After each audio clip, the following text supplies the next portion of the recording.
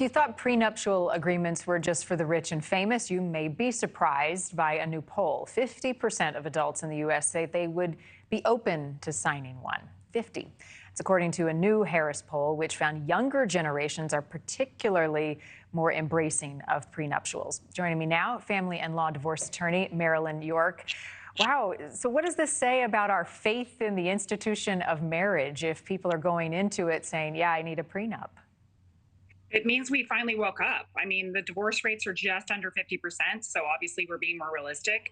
And I know this is generationally interesting, particularly the young generation is paying more attention than ever, and probably because their parents got divorced and ruined their childhoods, for being frank. Right. So I got burned. I won't get burned myself. So what are some of the details of these new prenups, particularly for younger people? Well, you can do as much or as little as you want in a prenup. You can literally undo community property or joint tenancy or that sort of thing. Contractually, you can undo it all. Most couples are taking more of a moderate stance where they bring property into the marriage. They want to protect it and they accumulate things together, but they do this with their own knowing and intent instead of letting the courts decide. What's also really cool about a prenup is it controls the law no matter where you get divorced.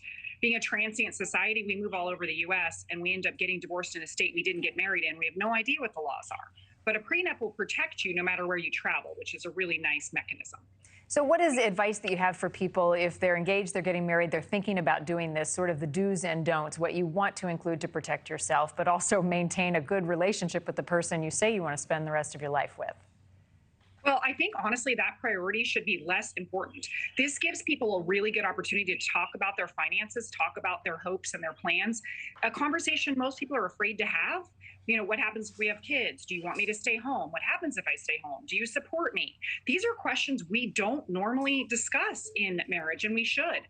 And I'll be frank, some people end up not getting married after they have discussions in a prenup, but they shouldn't. You find out who you're marrying and you're in love when you're having these conversations, as opposed to getting divorced when you most likely hate each other. So it's a much more optimistic time to find out who your partner is and how they think financially. But you're going to want to have all those discussions and you have to have a full disclosure.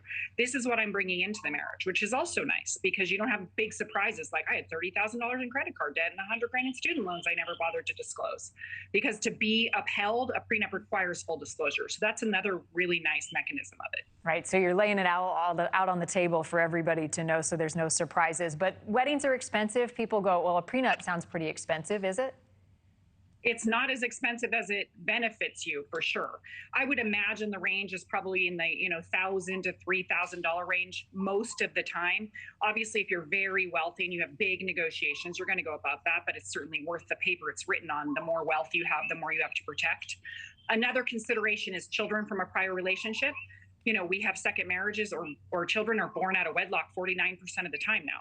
So if you bring a child into a relationship, you need to be cognizant of what those needs are and what those obligations are. And a prenup is a really nice way to ensure your child is protected as well as your stability for that child. Yeah, it's important to be having the conversations before you get into a lifelong commitment with somebody. Marilyn York, thank you. Thank you for watching. Go to NewsNationNow.com to find NewsNation on your television provider. And don't forget to click the red subscribe button below to get more of NewsNation's fact-driven, unbiased coverage.